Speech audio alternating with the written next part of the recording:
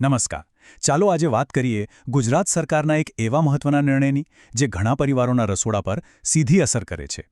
આ એક સમજૂતી છે કેરોસીનથી એલપીજી સુધીની આખી સફરની. આપણે જાણીએ છીએ કે મોટાભાગના ઘરોમાં હવે એલપીજી સિલિન્ડર આવી ગયા છે. તો સવાલ એ છે કે શું કેરોસીન હવે જૂના જમાનાની વાત બની ગયું છે? લાગે છે કે સરકાર પણ આ જ દિશામાં વિચારી રહી છે અને એનો જ જવાબ આપણને એમની નવી નીતિમાં જોવા મળે છે. તો આજે આપણે શું જોવાના છીએ? સૌથી પહેલાં સરકારી ઠરાવ શું કહે છે એ સમજીશું. પછી આ નીતિમાં મુખ્ય ફેરફારો શું છે, કોને આનો લાભ મળશે, આના નિયમો કેવા છે અને અંતે આ ફેરફારનું ગુજરાત માટે શું મહત્વ છે એના પર નજર કરીશું. તો ચાલો શરૂઆત કરીએ એકદમ મૂળથી. આ કોઈ સામાન્ય જાહેરાત નથી, પણ એક સત્તાવાર સરકારી ઠરાવ છે જેની પાછળ કાયદાનું બળ છે. અહીં જે દેખાઈ રહ્યું છે એ જ એ સત્તાવાર દસ્તાવેજ છે. તારીખ છે 17 માર્ચ 2021. આ ઠરાવ અન્ન, નાગરિક પુરવઠા અને ગ્રાહક બાબતોના વિભાગ દ્વારા બહાર પાડવામાં આવ્યો છે. આખી નવી નીતિનો આધાર જ આ દસ્તાવેજ છે. તો આ નીતિનો મુખ્ય ઉદ્દેશ શું છે? એના બે મુખ્ય પાસા છે. એક, જે બિન પીડીએસ કેરોસીનનું વિતરણ થાય છે એને વ્યવસ્થિત કરવું, અને બીજું, જે વધુ અગત્યનું છે, લોકોને એલપીજી જેવા સ્વચ્છ ઇંધણ વાપરવા માટે પ્રોત્સાહિત કરવું. એટલે કે પરંપરાગત ઇંધણને નિયંત્રિત કરી આધુનિક ઊર્જા તરફ આગળ વધવું. ઠીક છે, ઉદ્દેશ તો સમજી લીધો, પણ આનાથી ખરેખર જમીન પર શું બદલાયો?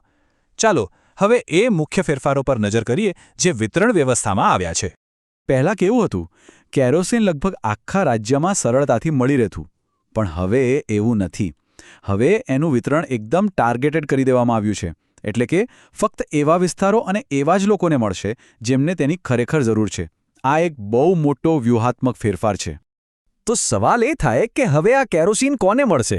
સરકારે સ્પષ્ટ કર્યું છે કે એ ફક્ત ડુંગરાળ વિસ્તારો, આદિવાસી વિસ્તારો અને જ્યાં પહોંચવું મુશ્કેલ છે એવા અંતરિયાળ વિસ્તારો માટે જ હશે. અને હા, એનો ઉપયોગ પણ ફક્ત રસોઈ અને દીવાબત્તી માટે જ કરી શકાશે, બીજા કોઈ કામ માટે નહીં. અને જથ્થો કેટલો? ફક્ત 36 કિલોલીટર. હા, આખા ગુજરાત રાજ્ય માટે 2021-22ના વર્ષ માટે આટલો જ જથ્થો ફાળવવામાં આવ્યો હતો. આ નાનો આંકડો જ બતાવે છે કે સરકાર કેરોસીનનો ઉપયોગ કેટલો સીમિત કરવા માંગે છે. બીજી કેટલીક મહત્વની વાતો. આ કેરોસીન પર કોઈ સબસિડી નથી. એનો ભાવ બજાર પ્રમાણે જ રહેશે. શરૂઆતમાં આ વ્યવસ્થા 3 મહિના માટે લાગુ કરવામાં આવી હતી અને એનું વિતરણ જે જૂની સિસ્ટમ હતી એના દ્વારા જ કરવામાં આવ્યું. હવે આવીએ સૌથી અગત્યના સવાલ પર. આખરે આ મર્યાદિત જથ્થાનો લાભ મળશે કોને? કોણ પાત્ર ગણાશે? ચાલો એના નિયમોને બરાબર સમજીએ. નિયમ એક જ છે અને એકદમ સ્પષ્ટ.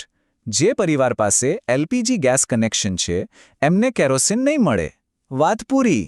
આ નીતિ ફક્ત અને ફક્ત એવા પરિવારો માટે છે જેમની પાસે હજુ સુધી ગેસ સિલિન્ડરની સુવિધા પહોંચી નથી. આખી પ્રક્રિયા એકદમ વ્યવસ્થિત રીતે ગોઠવવામાં આવી છે. પહેલું પગલું છે ઓળખ. તાલુકા કક્ષાએ એવા પરિવારોની યાદી બને છે જેમની પાસે એલપીજી નથી. બીજું પગલું છે ચકાસણી, જેથી ખાતરી કરી શકાય કે લાભ સાચા વ્યક્તિ સુધી જ પહોંચે. અને ત્રીજું અને અંતિમ પગલું છે વિતરણ, જ્યાં ચકાસાયેલા પરિવારોને કેરોસીન આપવામાં આવે છે. કોઈ પણ નીતિ કાગળ પર તો સારી જ લાગે, પણ એનો સાચો અને પારદર્શક અમલ થાય એ બહુ જ જરૂરી છે. તો ચાલો જોઈએ કે આ નીતિનો દુરુપયોગ રોકવા માટે કેવા કડક નિયમો બનાવવામાં આવ્યા છે. આની જવાબદારી સીધી જિલ્લા કલેક્ટર અને પુરવઠા અધિકારીઓને સોંપવામાં આવી છે. એમણે ખાસ ધ્યાન રાખવાનું છે કે કેરોસીનમાં પેટ્રોલ કે ડીઝલ જેવી કોઈ ભેળસેળ ન થાય. એ પણ સુનિશ્ચિત કરવાનું છે કે પુરવઠો ફક્ત સાચા લાભાર્થીઓ સુધી જ પહોંચે, અને આ માટે નિયમિત સેમ્પલિંગ અને ક્વોલિટી ચેક પણ કરવા પડશે. અને સરકાર ડીલરો માટે પણ બહુ કડક છે. ઠરાવમાં સ્પષ્ટ લખ્યું છે કે જો કોઈ ડીલર પોતાને ફાળવવામાં આવેલો કેરોસીનનો જથ્થો સમયસર નહીં ઉપાડે તો ભવિષ્યમાં એમનો કોટા ઘટાડી દેવામાં આવી શકે છે. આ એક રીતે સ્પષ્ટ ચેતવણી છે. ચાલો હવે થોડું પાછળ હટીને આખી વાતને મોટા પરિપ્રેક્ષ્યમાં જોઈએ. આ મુદ્દો માત્ર કેરોસીનના વિતરણો નથી, પણ ગુજરાતની ભવિષ્યની ઊર્જા નીતિ સાથે પણ જોડાયેલો છે. ખરેખર તો આ નીતિની સુંદરતા એના સંતુલનમાં છે. એક તરફ તે લોકોને એલપીજી જેવા સ્વચ્છ ઇંધણ અપનાવવા માટે પ્રોત્સાહિત કરે છે અને બીજી તરફ જે લોકો હજુ આ વ્યવસ્થા સાથે જોડાયા નથી એમના માટે એક સેફ્ટી નેટ એટલે કે સુરક્ષા કવચ પણ પૂરું પાડે છે. આ ચાર્ટ આખી વાતને એકદમ સરળતાથી સમજાવે છે. આ નીતિનો સૌથી મોટો હિસ્સો લગભગ 60% સ્વચ્છ ઊર્જાને પ્રોત્સાહન આપવા પર કેન્દ્રિત છે. બાકીના હિસ્સામાં અંતરિયાળ વિસ્તારોને મદદ કરવી અને કેરોસીનના દુરુપયોગ અને કાળાબજારને રોકવા જેવી બાબતોનો સમાવેશ થાય છે. તો અંતમાં આ નીતિ આપણને એક મોટા સવાલ પર લાવીને ઊભા રાખે છે કે કોઈ પણ સમાજ જ્યારે વિકાસ કરે, સ્વચ્છ ઊર્જા જેવી નવી ટેકનોલોજી અપનાવે, ત્યારે એ કેવી રીતે ખાતરી કરી શકે કે સૌથી દૂર, સૌથી અંતરિયાળ વિસ્તારોમાં રહેતા લોકો પાછળ ન છૂટી જાય? આ સવાલ માત્ર ગુજરાત માટે જ નહીં, પણ સમગ્ર વિશ્વ માટે વિચારવા જેવો છે.